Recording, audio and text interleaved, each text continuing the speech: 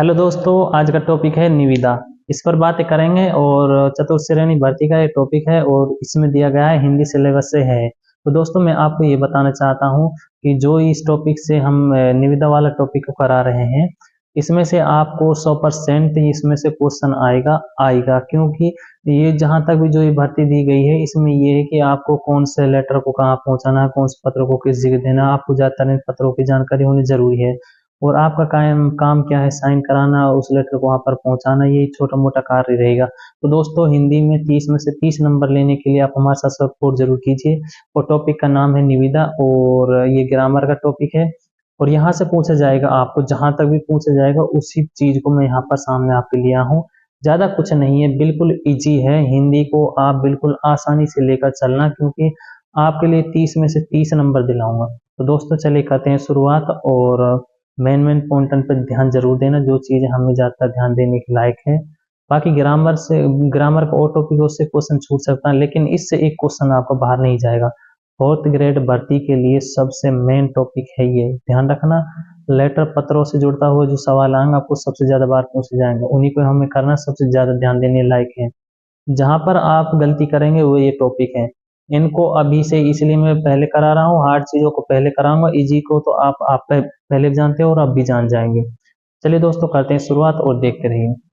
दोस्तों जैसे कि यहाँ पर निविदा में कहा गया है कि सरकारी एवं गैर सरकारी, कहने का मतलब एक है गवर्नमेंट और एक है नॉन गवर्नमेंट। सरकारी और गैर सरकारी प्रतिष्ठानों द्वारा अपने किसी मतलब मेरे किसी से, सरकारी का हो या मेरे खुद का, मेरे किसी निर्माण कार्य को संपन्न कराने, कोई कार्य करा और उसको हमें संपन्न कराने सामान की आपूर्ति। निविदा का मतलब क्या होता है, कोई भी हम निर्माण कार्य करा रहे हैं उसके लिए हमें सामग्री चाहिए, जैसे मान ले कंप्यूटर है, स्टील अलमारी है और इस तरह की स्टेशनरी वगैरह, ये सब कुछ इस चीज को हमें आपूर्ति कराने के लिए उक्त कार्य कर सकने वाले व्यक्ति, जो इस कार्य को कर सकने वाला है, जो उस कार्य को करने वाला है, करने वाले व्यक्तियों की सूचना समाचार पत्रों आदि में, किसमें, समाचार पत्रों आदि में जो आमंत्रण प्रकाशित किया जाता है। आमंत्रण का मतलब ये है कि सभी के लिए प्रकाशित किया जाता है। कहाँ पर किया जाता है, आमंत्रण समाचार पत्रों में प्रकाशित किया जाता है, जो हमारे पास अखबार आते हैं उनमें प्रकाशित किया जाता है, उसे निविदा कहते हैं। क्या कहते हैं, निविदा। ये यहाँ पर निविदा की डेफिनेशन है, परिभाषा है और निविदा के बारे में जानकारी है। कुछ समझ नहीं आया तो दोबारा उसे बता देता हूँ।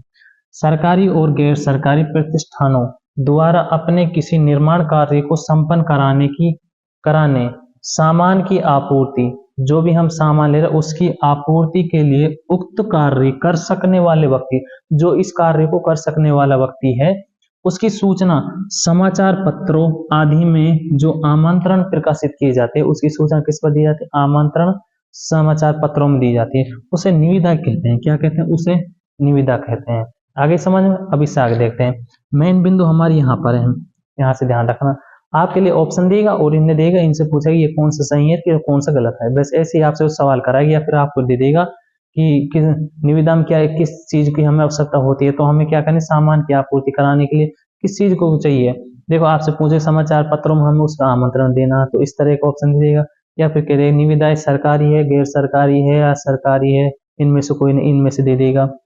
या फिर इनमें से पूछेगा कि इसमें गवर्नमेंट सरकारी व्यक्ति कर सकता है या सामान्य भी कर सकता है, इस तरह से कर सकता है। आगे देखिए और आगे, निविदा प्रपत्र का शुल्क, धरोहर राशि, प्रचार के मानदंड समय समय पर सरकार निर्धारित करती है। कौन निर्धारित करती है, सरकार निर्धारित करती है। निविदा प्रपत्र का शुल्क, धरोहर जो हमारे राष्ट्रीय धरोहर है, राशि, प्रचार के मानदंड जो हम प्रचार करते हैं एडवर्टाइजमेंट, उसके समय समय पर निर्धारित कौन करती है, सरकार करती है। आगे इसके लिए कुछ शर्त बताई गई। शर्त जरूर याद रखना, जहां तक भी दिया जाएगा शर्त से दिया जाएगा। शर्त, शर्त इसमें निविदाएं मान्य नहीं होगी।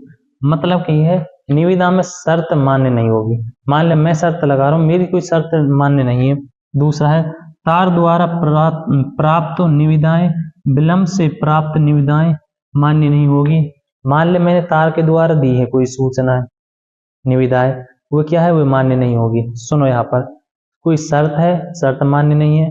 तार द्वारा प्राप्त विलंबित निविदाएं मान्य नहीं होगी। इससे आगे है बिना किसी कारण बताए निविदाएं और समस्याएं निविदाओं स्वीकृति अस्वीकृति करने का अधिकार हस्ताक्षरकर्ता का होगा। यहाँ पर मेन चीज ये है कि बिना कारण बताए निविदाओं एवं समस्या निविदाओं स्वीकृति अस्वीकृति करने का अधिकार हस्ताक्षरकर्ता का होगा।